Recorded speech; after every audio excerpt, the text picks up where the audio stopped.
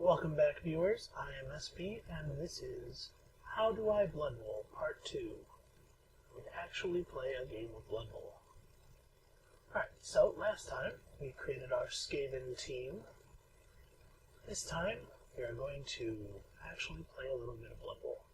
I'm doing this video in one long take instead of 100 million tiny takes, hopefully to reduce the disjointed effect that the last video had.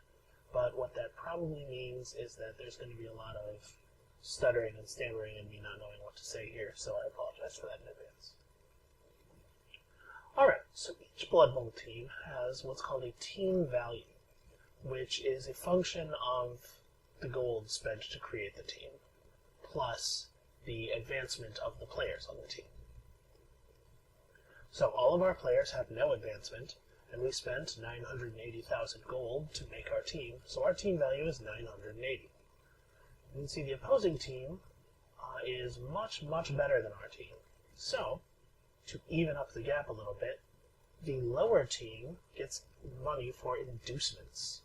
So you can see we're receiving 320,000 for inducements. That's the difference in our team values times 1,000. Pretty good. Alright, so inducement money can be spent on all sorts of things. For one thing, you can bring in ringers,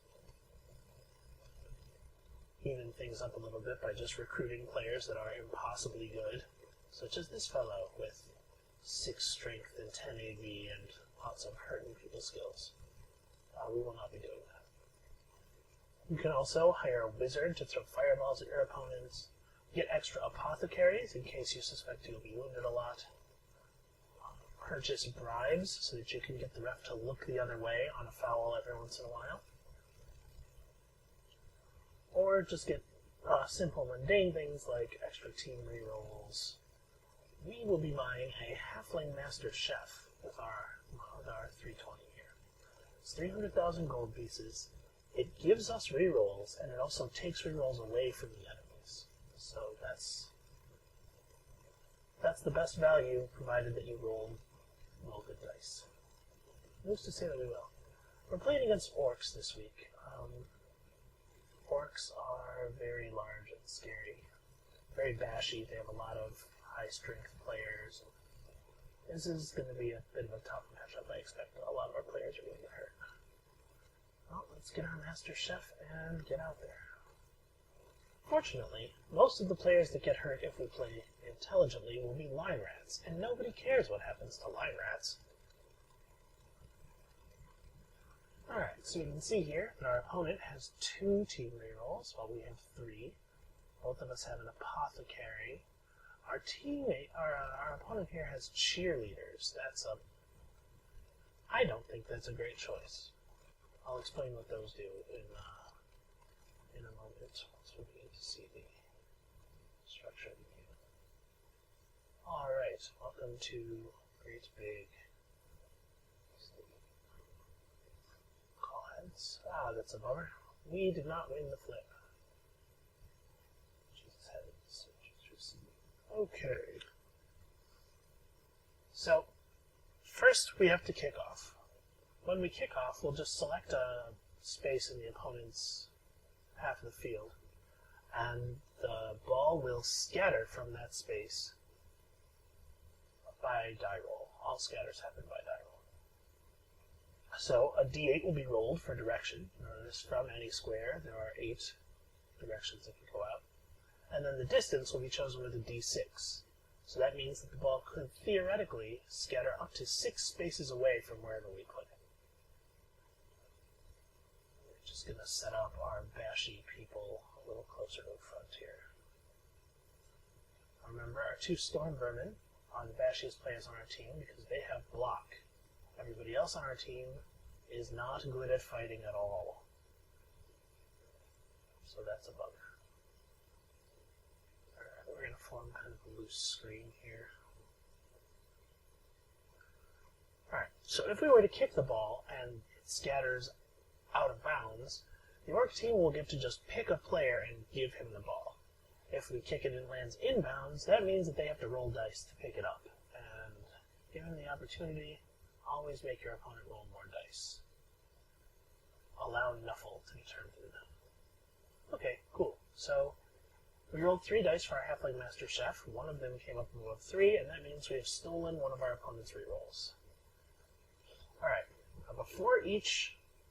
when each kickoff happens, there's a roll on the kickoff event table. This is 2d6, and the result causes some sort of event to happen. In this case, the referee lets the clock run for a turn while there's a little bit of a riot in the stands. You know how Blood Bowl fans are. Other interesting kickoff events. Wow, that's automatic camera is terrible. Other interesting kickoff events include the bloodthirsty fans storming the pitch and injuring many players. Angry fans throwing a rock at someone on the pitch, which I have seen actually kill. Very, very well thrown rocks.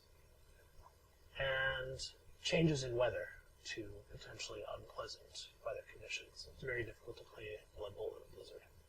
Alright, so what happened there was they failed to pick the ball up. See, he needed a 4+ to pick the ball up. He rolled a 1. He has the ability Sure Hands, which lets him re-roll a failed pickup, but he rolled a 1 again. So they failed a roll. That's a turnover. Now it's my turn. See what I was saying about making your opponent roll the dice.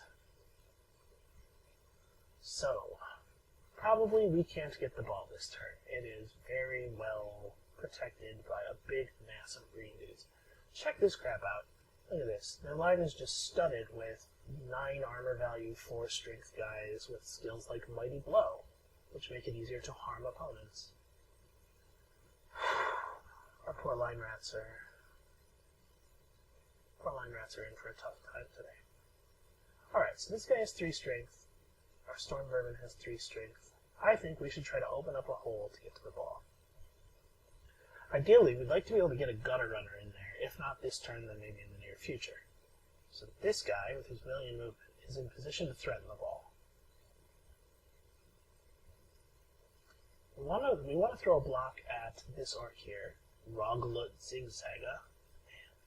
Orc names. And we'd like to do it with our Storm Vermin because he has block and he's less likely to hurt himself while throwing block.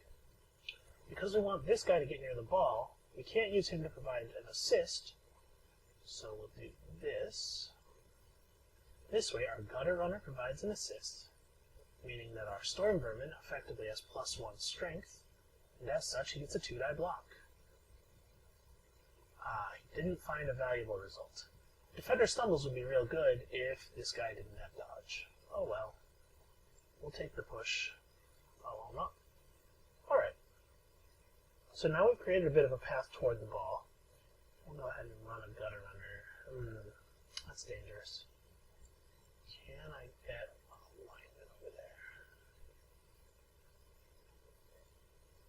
Alright. I'll have to go for it, but we'll take that chance. Okay, we went for it successfully. 3 is better than 1.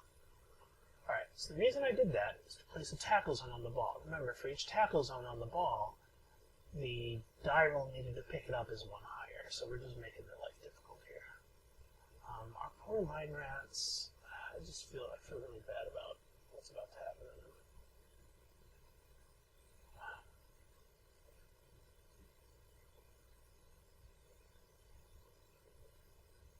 Miracle Empire.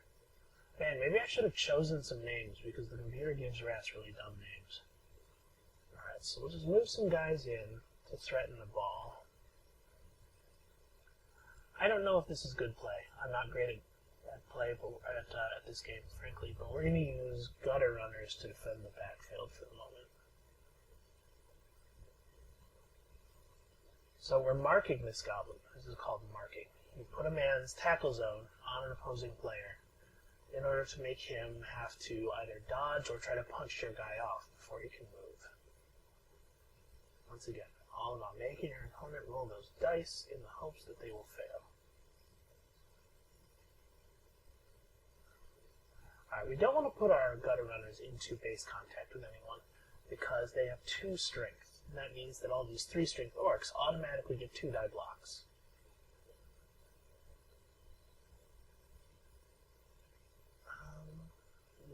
Leave him back here, actually, just to watch over the backfield.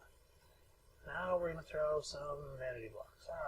Hey, that was pretty good for a negative 2-die block. Wow, and a KO. Quetch, you are my hero.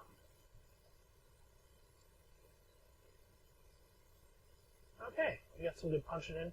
We have a turnover due to time. Unfortunately, in the computer version of this game, there's no way to turn off the turn timer.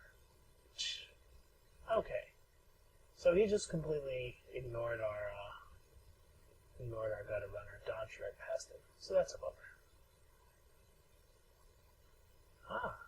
Those pushes against us. So what you can see what they're doing is they're trying to free up the ball, so there's no tackle zones on it. It's easier to pick up. And then they've marked our line rat to keep him away from the ball carrier. Now what they're doing is called caging. You form a network of tackle zones around the ball carrier such that it's very difficult for the opposing team to get a blitz in on him. That's good play on their part. We can totally still hit the ball carrier, as you can see, without even any trouble, but the problem is that they have an assist, so the ball carrier effectively has 4 strength against us. He doesn't have block or dodge, though. It's relatively easy to knock down. So we're going to do something that is perhaps inadvisable. Maybe don't try this at home. Alright. We're going to deny that assist. Remember, players can only provide an assist if they're not in another opposing player's tackle zone. So because Mug Guzzler is now in our gutter runner's tackle zone, he can no longer provide an assist, and we can get a 1-die block on this sneaky throwing hork. Push. Alright, I'm going to be gutsy and use one of my team rerolls here because I, really like a thing that knocks him down. No, don't follow up. The reason I didn't follow up there is that he's okay next to one opposing orc, but if I follow up, then they automatically have a whole bunch of assists on me, and it's going to be ugly. Alright, next plan. Next thing we got to do is put some tackle zones on that ball. So, once again, we're going to use a gutter runner to provide assists. Alright. So now we have 2 assists on this guy. Our 3 strength plus 2 assists is more than his 4 strength. We're going to hit him with this guy, because if all we can find is a push, we'll push him over to this square, and then Quetch here will be free to run over and put a tackle zone on the ball. All we found is a push. Good thing we prepared for that. In hindsight, probably I should have pushed him up here so he's not adjacent to my gutter runner. That might be bad. Oh, right. Quetch will have to dodge if he wants to get over there. That's risky.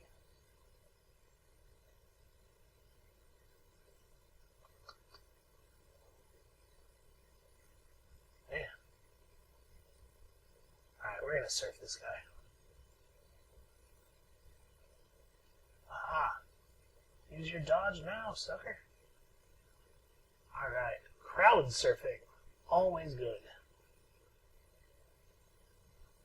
When you knock someone into the crowd, it takes them off the pitch for the rest of the drive, even if they're not injured in any way. It's possible for the crowd surf to just completely fail to hurt them, but it will always take them off the pitch, no matter what. That can be extremely valuable. We'll throw this 1-die block. Both down. Neither of us have blocks, so it's actually both down. I'd done all the safe and extremely valuable things that I wanted to do in my turn, so at that point it was just a matter of doing stuff. It's still not really safe for us to try to pick the ball up. There were a lot of orc tackle zones on that ball. 4. 5, now that this guy's standing up again. All we can really do is stall them. We'd like to get the ball, but if we just prevent them from scoring, we'll receive in the second half, and we'll score quite easily because we're very slippery folk. Uh-oh. Gutter runners are fragile, but incredibly important to the success of the team. It always makes me nervous when the opponent punches them. Okay, so you can see he's caged up quite well. It's still entirely possible for us to just put a tackler right here and throw a block, and we're absolutely going to.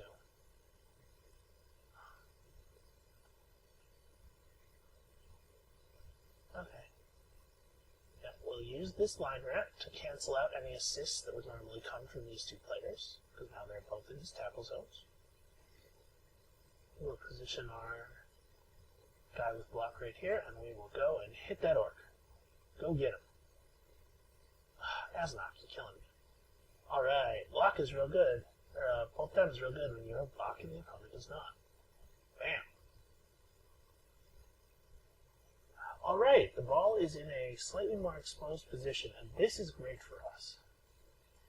Because now that the ball is not completely freaking surrounded by orcs, we can put just a crazy number of tackle zones on it. We're going to get like 3 or 4 tackle zones on it, such that it's very difficult for them to blitz them all off.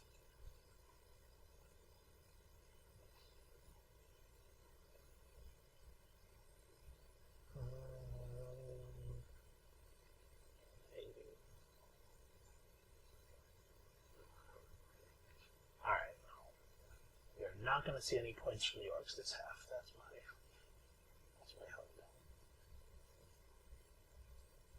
Alright, we're going to get another 2-die block on this guy. I'd really like to push him away from the gutter runner, but unfortunately, we don't really have that option. We already used our one blitz this turn, so. Alright. Knocking him down is a lot like knocking him away from the gutter runner, in that it allows the gutter runner to move. We're going to put this gutter runner... You know what? We're going to put this gutter runner right here. That might seem like a silly play, but I just don't want to get the bad luck of them picking the ball up somehow and getting a lucky toss off to this goblin who catches it and walks it over into the end zone. It's very unlikely, but it's also completely possible. Alright, so our tackle zones are very poorly distributed right now. We're just going to move our gutter runners around to the front here. This way, I wish that there was a way to turn on visibility for our tackle zones as well as the enemy tackle zones, but it's just not in the game. This way, we've got tackle zones in all of these squares.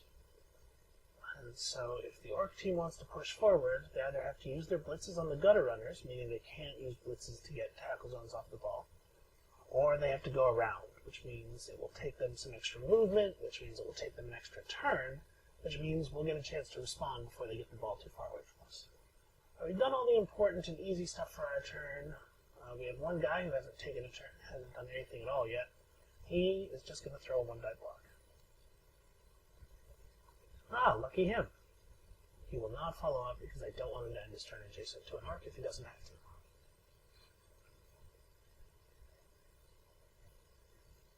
to. Ooh. Okay, a player can never occupy the same square as the ball unless he is holding the ball. So as you can see, when the ball bounces into somebody's square, they make a catch attempt, and if they fail to, which is just an agility test like picking it up, and if they fail to catch it, then it bounces out. So you saw it bounce around quite a bit there. Eventually our gunner got it. And then he got punched in the face because the orcs didn't really want him to have the ball. And there's not much to be done about that. Ah, that's annoying. This orc has guard, which means he provides assists even if he is in another player's tackle zone. That means that this is going to be a very difficult block to make because he's got that assist in. So we would have to get an assist on just to make it even. Alright, gunners have 4 agility. Man, this is a tough one. To some degree, every turn is like solving a puzzle, right? It's like, how do you get, given your limited number of moves, and the fact that actions have to be ordered, and a failure ends the turn, how do you get the best odds of getting to the ball? And what we can do is just ignore trying to pick it up and leave that for them, make their task the difficult one.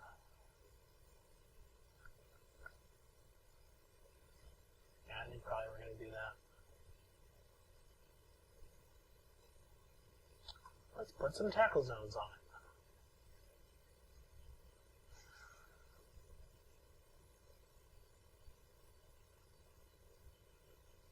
Okay. We can get a chain push going here. That might be a good idea. So you can see,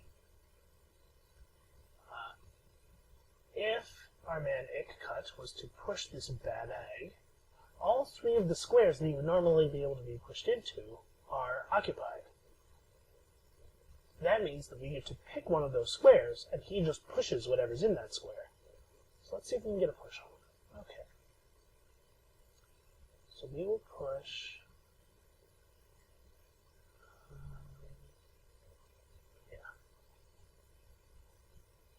Then this guy would be pushed into one of these three squares, and since there's only one actually available, he goes there.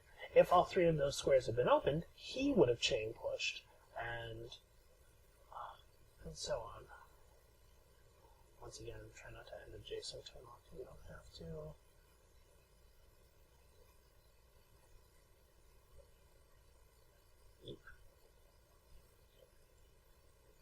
So the reason we did that was so we can run this guy up to provide an assist, allowing us to get a one-die block on this guy in the hopes of pushing him off of the ball.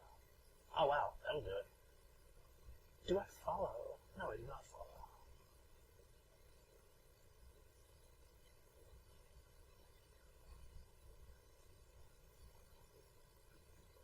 Chain push.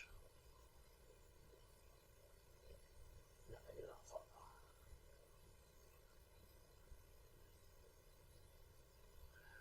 Now, what's interesting is, if we manage to get a push on this guy, he'll push the ball, because the ball square is technically not occupied.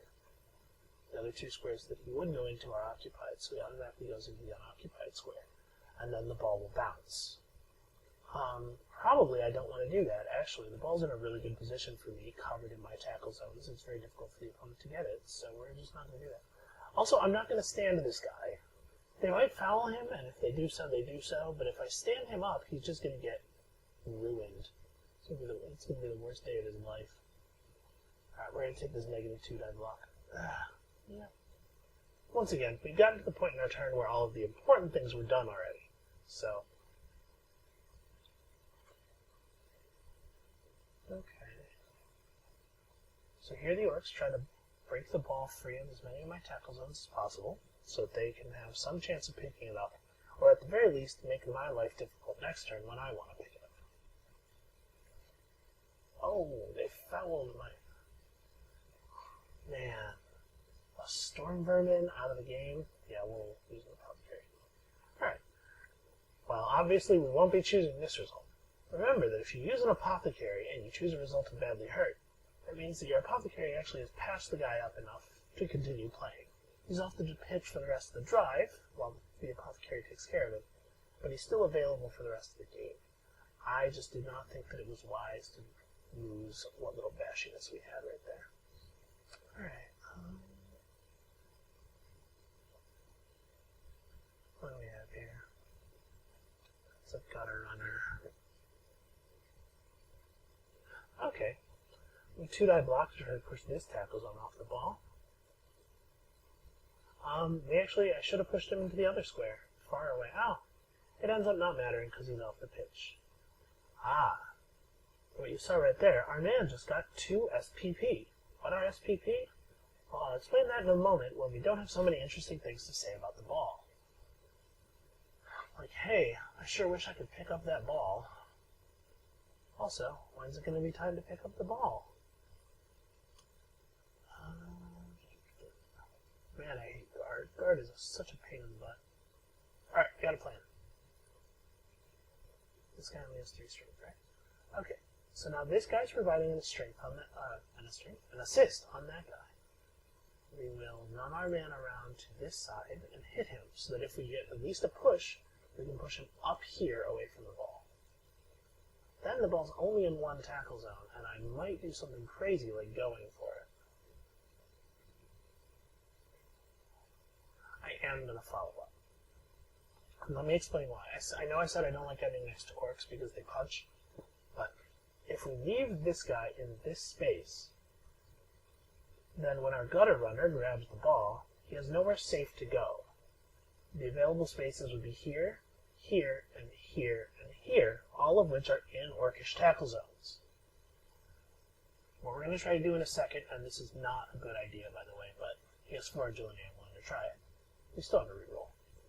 I'm going to jump this guy onto the ball. He's going to grab the ball.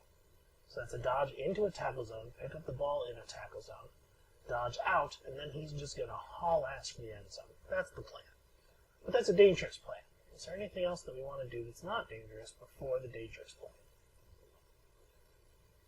Probably this gunner can stand up. Probably this guy can stand up. And if this goes well, where do we want this man to be? Actually, right here is fine. Now this orc has an assist on him, so he doesn't have 2 die blocks against either of our guys. That'll make it harder for him to punch his way free to run after us. You notice that the orcs actually have very poor movement, and so if our gunner takes off, he'll probably get away. But he's got a series of fairly difficult rolls to make here. Oof. You can see he made the dodge, he rolled a 5, which, by the way, was what he needed. It's a very difficult roll. Oh! Alright, that was beautiful. Let's look at the dice log. What exactly happened? He went to make that dodge. He rolled a 1. That's a failure. But he has the dodge skill, allowing him to re-roll 1 dodge per turn. So when he uses dodge, re-rolls, gets a 5. 5 is good. Tries to do a pickup, fails the pickup because 2 is insufficient. He needed a 3. We used a team re-roll for that. He rolled a 4 that time, and that was good. And then he needed to dodge out. He needed a 3, and he got it. So he made it safely out, and then he ran like a tiny coward. Tiny, hairy coward. Alright, there's only 1 orc on the field, only 2 orcs on the field that can get to us, and in either case they have to make GFIs. You have to make a GFI to hit an opposing player if that opposing player is in one of your GFI squares. So, we're going to put another blocker on another mark on this guy. He's going to find that it is now very difficult for him to do anything of value. And also, we're going to punch this goblin, because 1 die block. Woo! That don't fall. Yeah. Alright. That was an incredibly successful turn. We've now used all of our rerolls for the half, so we need to start playing a little bit more conservatively. Should we try something crazy like that again and have it fail, we won't have that safety net reroll to protect us. Safety net reroll? You know, I could totally have said reroll safety net. That would have been pretty good. Ah, alright. This fellow here, Uglut Gutlug, lovely, tried to dodge, rolled a 1, and failed. And because he failed, he had to make an armor roll. He rolled a low number. His armor is an extremely high number, so he's fine. But still, turnover. So our turn is 7. Sting this man. Okay. We're going to do something incredibly lame here. Don't do this when you are playing against other human beings because it is not fun. Unless you're really, really trying to win. In which case, I would suggest that maybe if you have that kind of competitive spirit, you could participate in an event that is far less random than Blood Bowl. We are going to stall. We're going to make it extremely difficult, if not impossible, for our opponent to get to our guy with the ball by taking advantage of the low movement rates of his units and by just completely coating them in rats. Which, you know, always sounds like kind of a weird thing to say.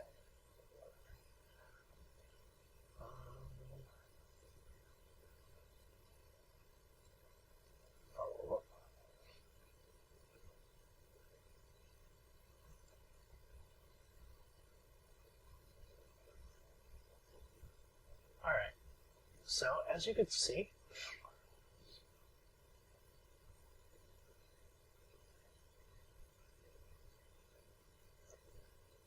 there are actually not any players on the orc team that can get to him as it stands because they'd have to go around the rats. However, this guy, if he were to punch through, 1, 2, 3, 4, 5, yeah. This guy, if he were to punch through this rat, could put a tackle zone on our guy. We're going to move this rat up here as sort of a little bit of a quarter of the cage, just to prevent anybody from doing anything crazy. So the game is played in halves, which means after both players have had their 8th turn, the half ends just like in American football, and everybody goes off the field. So we'll want to score. Oh, that was just a line rat, right? Yeah, that's a shame. Sneak took one for the team. Alright, so it's our 8th turn. It behooves us to score, because if we don't score, the drive ends anyway. And then we go to halftime 0-0 and we feel like idiots. This way, we go to the second half up by a point, and we're receiving. This bodes very, very ill for the Orcs. Alright, so before each new drive, each player in the KO boxes rolls to see if he gets up. We don't have anybody in our KO box. The Orcs totally have a couple guys KO'd. Alright, that guy rolled a 4+. This guy didn't. It's a shame for him. Alright, so we're down a man now. We came into the game with exactly 11 players, and one of our players is now injured, so we only have 10 guys on the field. This is bad news for us. The Orcs have a guy out, ejected by the referee, and the guy's still KO'd. But they're still fielding a lot of players because they brought a lot of players to the game. They had 13 or 14 players. Alright, so we're going to set up for the kickoff. Probably the Orcs are going to try to kick it as far back as possible, so we're just going to set up a couple of gutter runners, like this. This may not be ideal. Also, the team receiving the ball goes first, so we don't have to be quite as nervous about our guys getting punched to death. Although, really, yeah. I lied. We totally still have to be worried about that. This is terrible.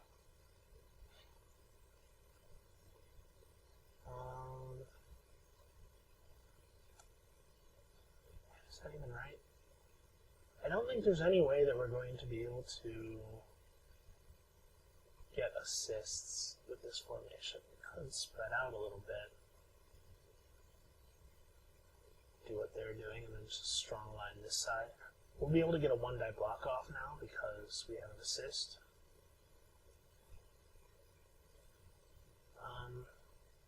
I don't know if that's a good idea, but we're going to try it. So if you come up with a setup that you like, you can just save it, and that way it will appear in the drop-down list in later games. And that is handy, saves you a lot of time. Alright, the Orc kickoff. Once again, our Master Chef only rolls 1 success, but that's fine. Uh-oh. Pitch invasion. This is bad. So, bloodthirsty, riotous fans. Oh, that hit us way worse than hit the Orcs. 3 stunned Orc players, 6 stunned rats. This bodes very ill for us indeed. Alright, this is a problem. We lost a lot of our defensive formation here. There's great big gaps in our tackle zone coverage now. So we have to get the ball. We have to get it away from the Orcs until we can figure out what they're doing and recover a little bit. Boy, I don't really... man. Alright. These black Orcs that have the 4 strength and the big chunky armor and everything, they have 4 MA. So it should be pretty easy to keep the ball out of their hands. Our blitzer can just blitz their blitzer and maybe push him back a square. So that means that this rank is the end of their movement. And hopefully that'll be true for him too, because hopefully he'll get pushed. So we are going to do this. The reason I'm bringing him over to this side is I'm hoping to be able to make a play off of this gunner next time. I don't want to move this guy forward any because I'm afraid these orcs are going to try to massacre him. But I don't want to move him back any because I'm afraid that he won't be able to... Yeah. No, let's go ahead and move him back a little bit. We don't need to make a touchdown next turn. We'll survive. But I don't want him to get gutted. Alright, we're going to try to push this guy away. Oh, we'll just knock him on his ass. You can tell that I'm not used to actually hitting people successfully. So I calculate everything as though it is a push.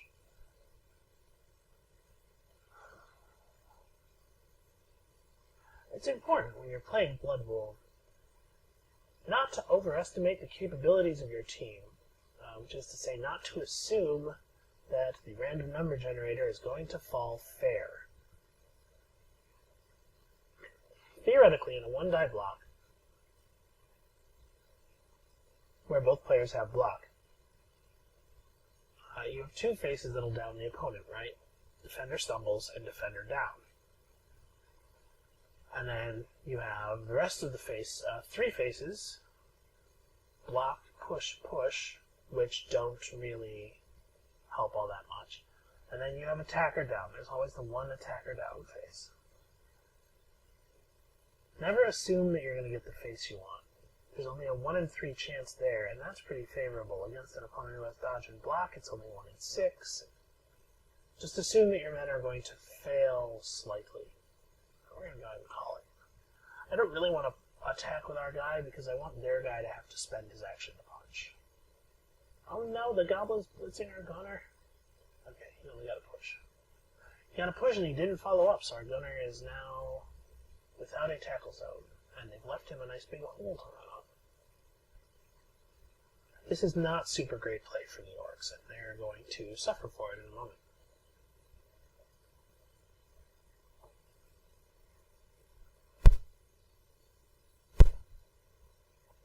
Okay. Now you see they have sort of seen the error a little bit. They're trying to plug the hole with this thrower. We are going to one-die block this thrower and hope that it works.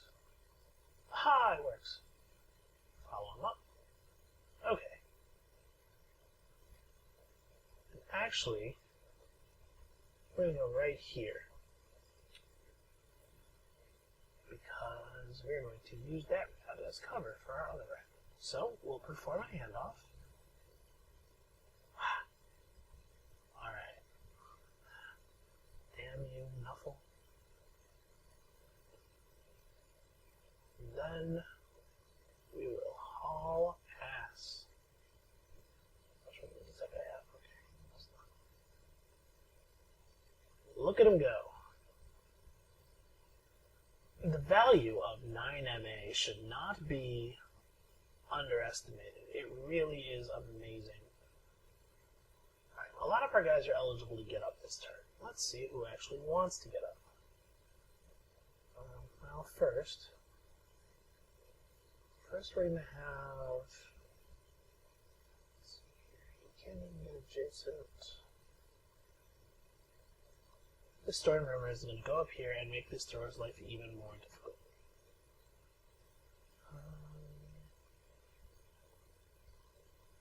And this gutter runner is going to run away. He's going to get up and he's going to dodge out because I don't want him standing next to an orc next turn. So we'll do him in a minute after we've done all the other safe options. There's a lot of things we have yet to do that we're not going to roll dice for. Our linemen over here can just get up. They're not going to do anything except provide tackle zones to keep the black orcs busy.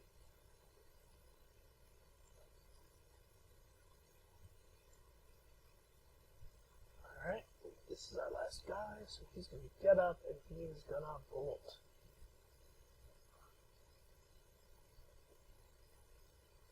Actually won't end up in anybody's tackle zone.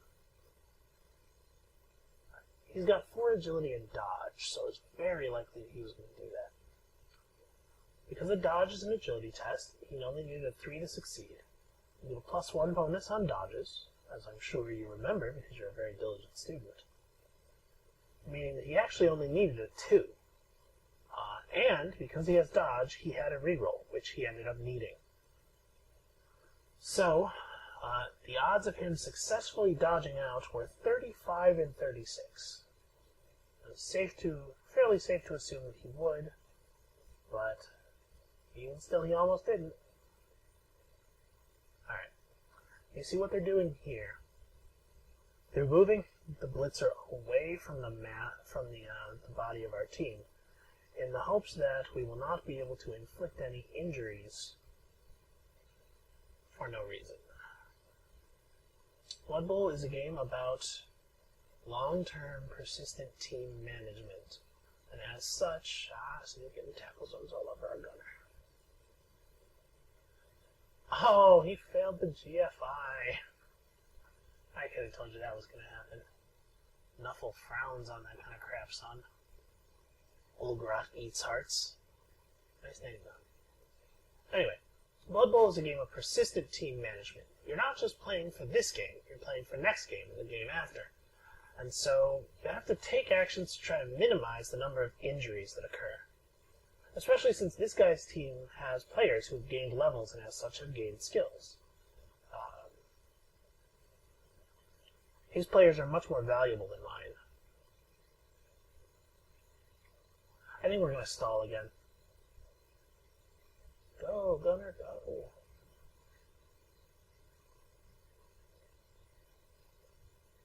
Alright. There's no reason for us to score. We've already won the game, pretty much. So we're just going to hang out and not reset at the line of scrimmage where all our guys would get punched a lot. This is what I was just talking about with the playing for the long game. Alright, so we're going to 2-die block to push this goblin off. If we can push him off, then Nergable Nibbler here will no longer be in a tackle zone, and so he'll be able to provide an assist for the block against the thrower. Alright, go there. Nope, did not follow. Now we have a 2-die block here. All we got is a push, that's a bummer, do not follow.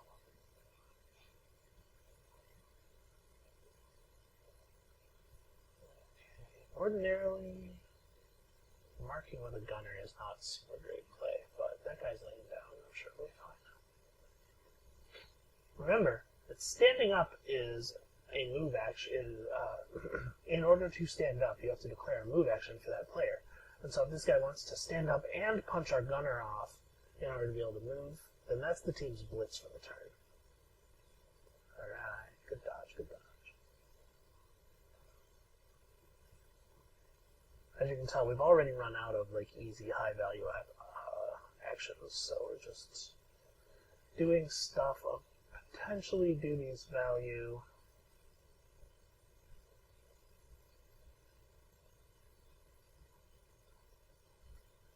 Now comes the unimportant and/or dangerous stuff. You know what would be super great? If Finch here knocked this black orc down and put a tackle zone on that other black orc. Let's see if he can do it. Ha! He can! So, because my opponent has the higher strength, of course, he gets to choose from the dice. But both of those dice are kind of a bummer for him. Follow up. Oh. Finch, you sexy beast.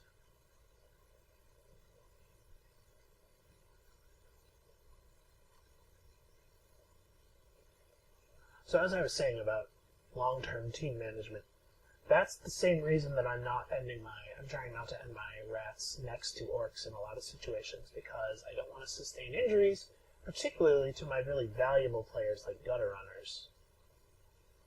Oh, orcs. He tried to dodge with a black orc. Black orcs have 2 agility, and they're not very good at dodging. Finch showed him who is the boss. Spoilers, it's Finch. Alright, so this guy can move as far as that. We're going to put our gunner right here, and then we're going to put a tackle zone in front of this guy. That'll make it pretty difficult for him to get to the gunner. Yeah, no, that was the right thing to do. This guy has a very short movement. He can't get there. These other guys who can get kind of close, we're going to resolve that through violence. So again, always courting those assists. Down there. No, do not fall. Alright. We're not actually going to put this guy on the Black Orc. The Black Orc will punch him, and I'm worried that it won't go well for me. But we'll put him where he's in the way. Black Orcs, as previously discussed, are not good at dodging through tackle zones. So we just kind of create a loose web of tackle zones that will be very difficult for this Black Orc to get anything done. I'm going to go put a gunner up here. I'm always reticent to put players on the sideline because the opponent might decide that it's worthwhile to surf them for the injury.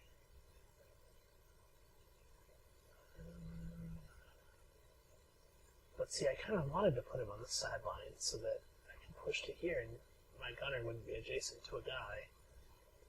Okay, well, I'm super bummed about how that turned out. I hope that their blitzer doesn't take this opportunity to ruin Slewidge's life. Okay, and we'll just kind of set up more tackle zones, more blocking, whatever. Everybody be in the way. I guess we'll go get a one-die block, set up the assist, and then exploit the assist.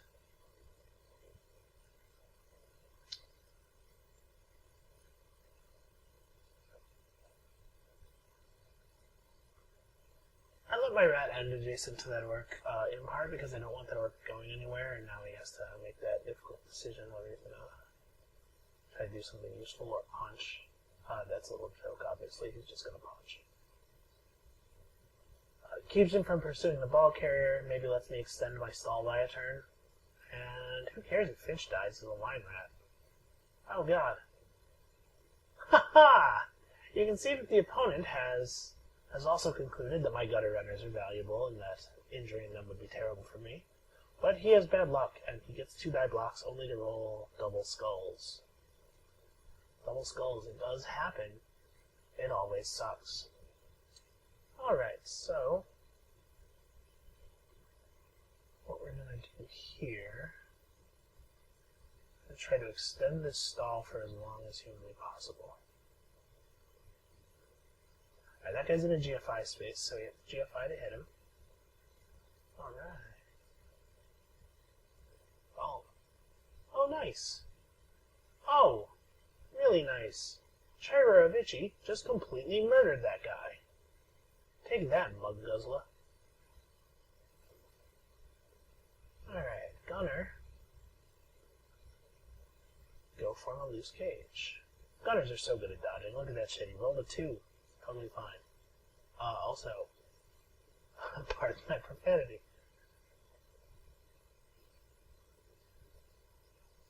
We'll mark with a far less valuable line rat.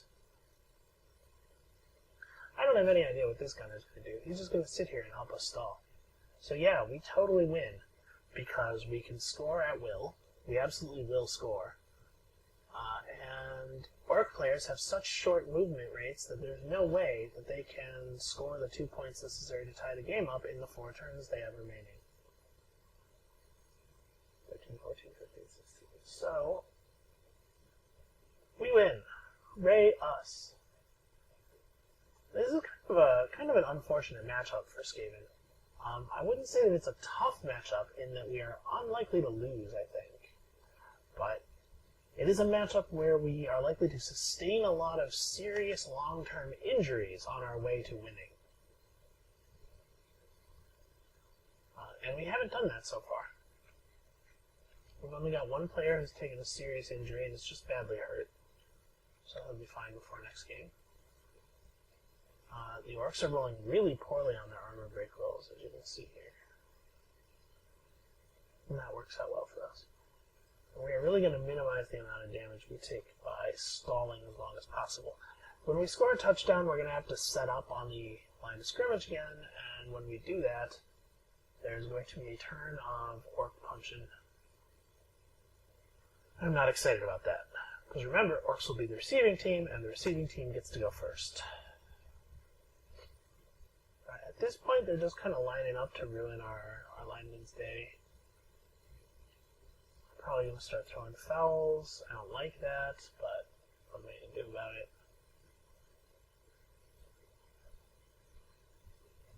I'm going to set a Storm Vermin to mark their Goblin. The Goblin has 6 move, which is more than any other Orc player except for the Blitzer. We're just going to put tackles on 3 of those guys. Guess you can get up and make life difficult. Haha! We've had some spectacular luck with these block dice today. No reroll. That was kind of dumb, though. We really should have pushed him here. There's no reason to push him up. Alright, and now this guy no longer has an advantage, because we have assists. This fellow... yeah, he's going to stand. Make them spend their actions. Bring it, Orcs. Running around in the backfield for no reason. Our cabal of gutter runners. Who scored the last touchdown? Okay, it was the one who has the ball. We want him to score this touchdown too, I think. For a very good reason that I have not yet bothered to explain. Certain actions, such as scoring a touchdown or throwing a pass that actually gets caught, or injuring an opposing player, that's dealing a serious injury, anything above KO, will score. Filled with GFIs. Those actions will score star player points. That's what the SPP stands for. Star player points are experience points for your characters, for your players. You can see he levels up to level 2 at 6 star player points.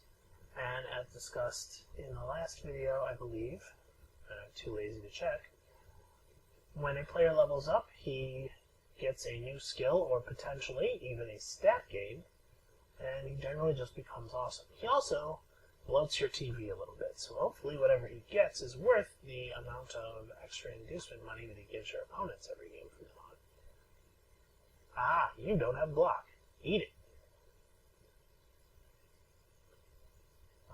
Actually, we'll put it right here. This gunner's going to close ranks a little bit. Even our blitzing unit has just a ton of movement. I say a ton. He has 7 movement, which is totally like the average movement number, but it's a lot compared to these jerks.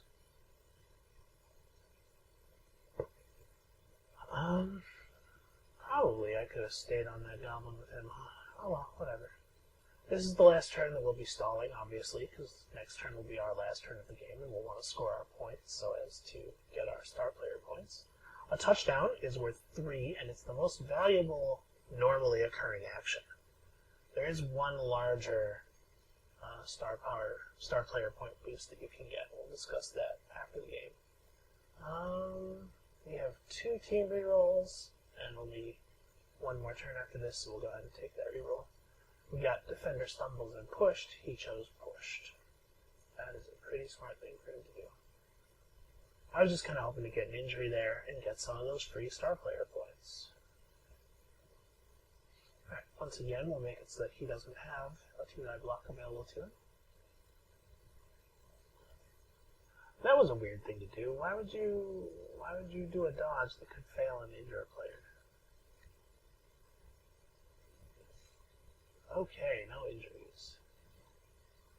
We really, really, really don't want our Storm Vermin to get injured, or our Gutter Runners, rather. We would also really like our Storm Vermin not to get injured, although it's not nearly as bad. And, of course, who cares about live rats?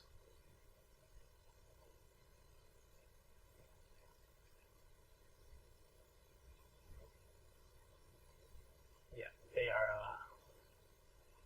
are desperate just to do some violence. At this point, farming SPP. So once again, it's all about the long term in Blood Bowl. Look at the score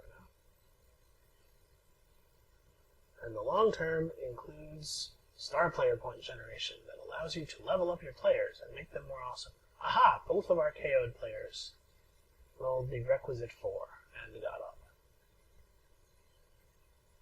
As did the lone KO'd orc.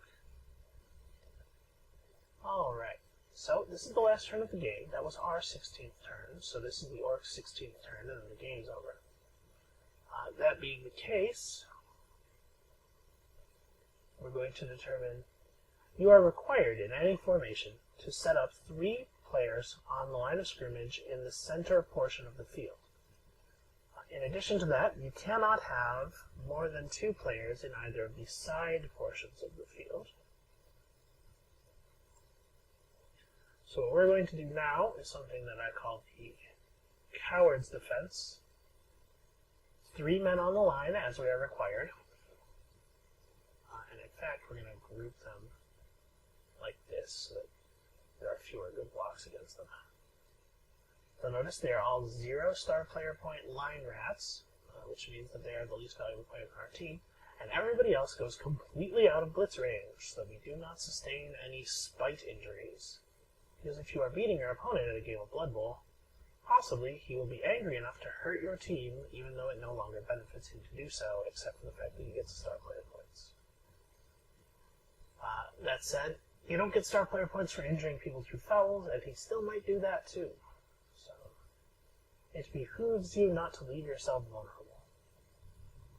We'd like for nothing bad to happen to our line rats, because we'd like to be able to field a full team next game, but if something does happen, oh well.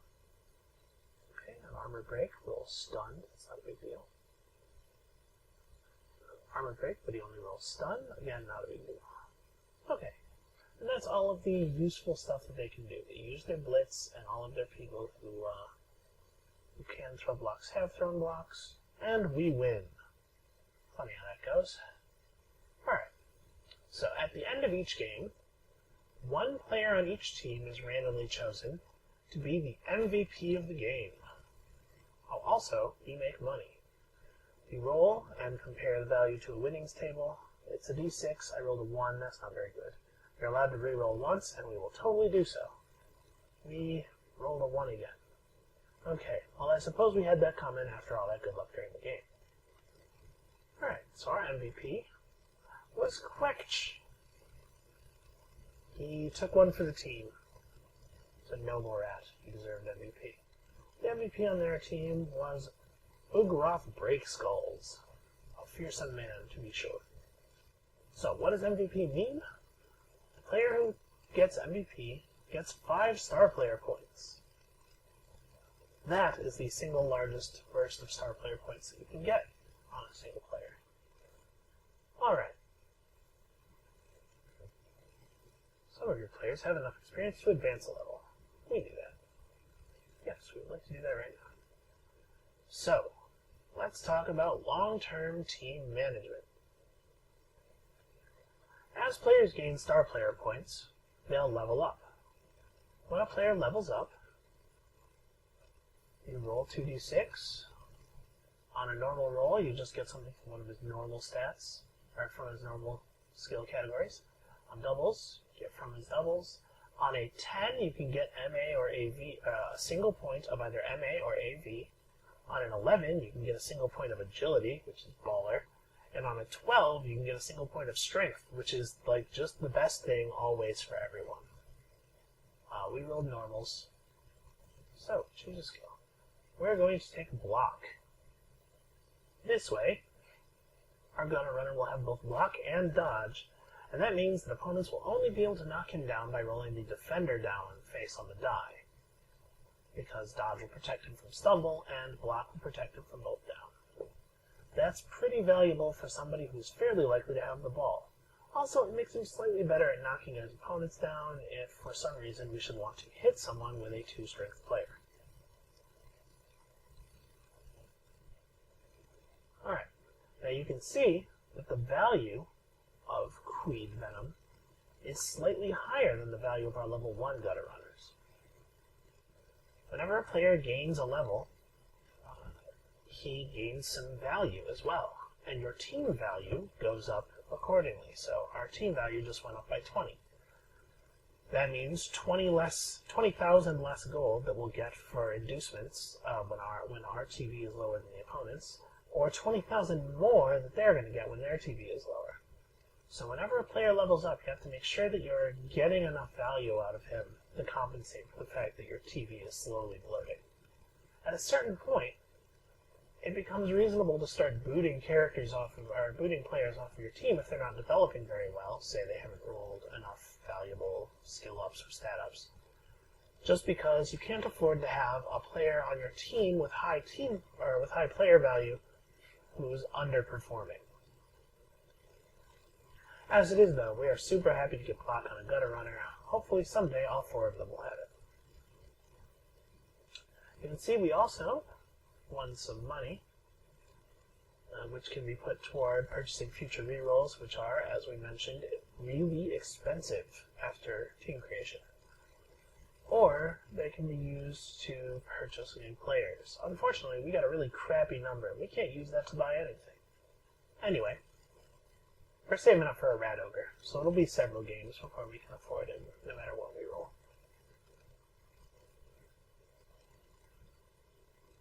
Alright, I hope that was helpful in understanding both a little bit of game strategy, even though I'm not really very good, and a little bit of meta strategy, more of a league level of strategy, for developing your team to be the kind of team that takes home the imaginary cup. This is SB signing off, hoping that your bowl may always be bloody. Boy, I don't feel good about that.